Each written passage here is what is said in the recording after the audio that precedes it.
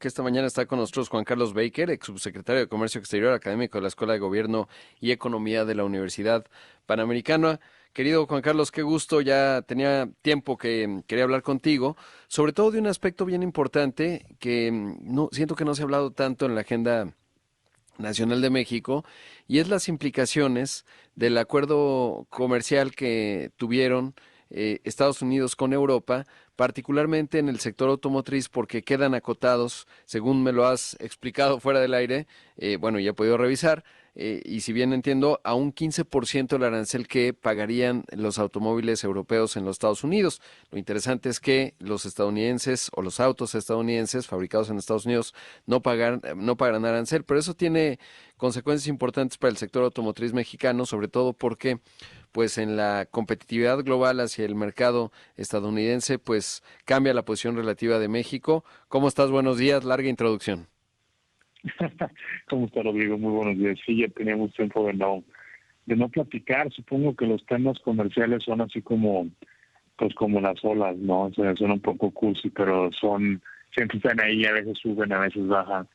Pero efectivamente, creo que después de todo este último episodio, donde Donald Trump estuvo anunciando acuerdos a diestra y siniestra, con Japón, con Corea, con la Unión Europea, y luego la pausa que hay con México actualmente, pues llega el momento en el que eso se tiene que implementar. Y lo más reciente en ese aspecto, que para México es muy indicativo, como tú dices, pues es que ya están empezando a salir los detalles de cómo va a implementar Estados Unidos el acuerdo que tiene con Europa.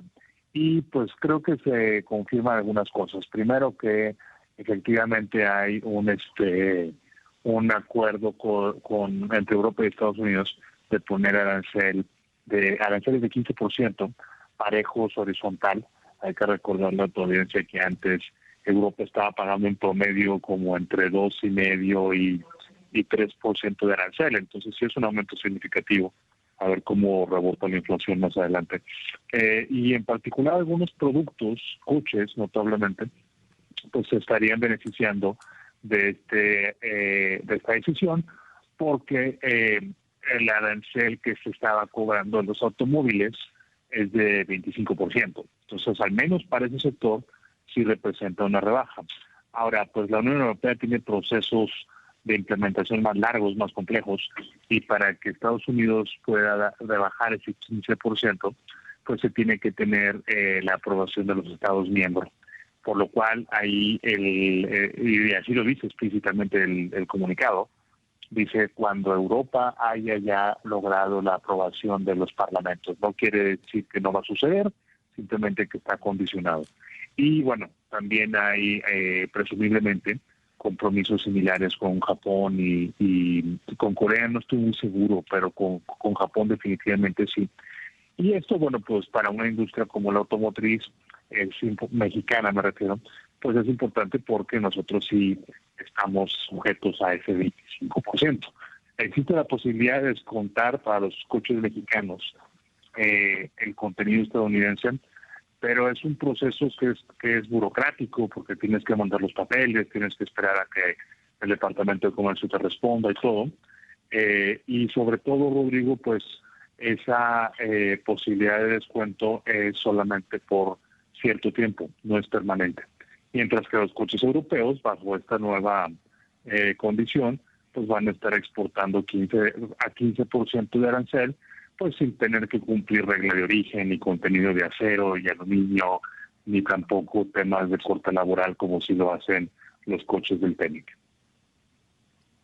Ahorita voy a explicar pues lo que se acaba de reportar de la balanza comercial de México con el mundo, pero lo que ya muestra el dato de julio es una caída en las exportaciones automotrices de 7%, llevamos un acumulado de una caída de 4.5%, y se vuelve muy relevante, Juan Carlos, porque evidentemente es el componente individual más importante, las manufacturas de la economía mexicana, y las manufacturas automotrices pues son las más grandes, por eso incluso el INEGI las subdivide, ¿no?, del resto de las manufacturas, y se vuelve clave sobre todo porque hoy se están tomando decisiones para reconfigurar las cadenas de valor.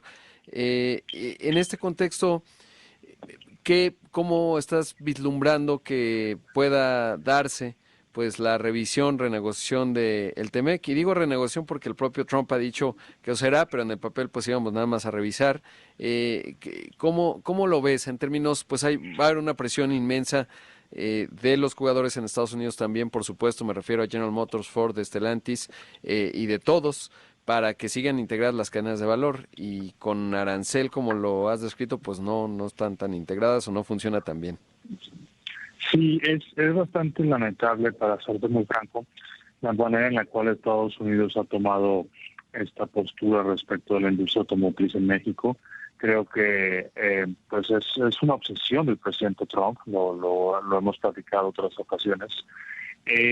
Y digo que es lamentable pues porque no parecen tomar en cuenta que si se fabrican los automóviles en México, eso implica que se hace un mayor consumo de autopartes, se emplea gente en ambos lados de la frontera. Mientras si un coche que llega de otro país, pues ese contenido, vamos a llamarlo, pues es muy reducido.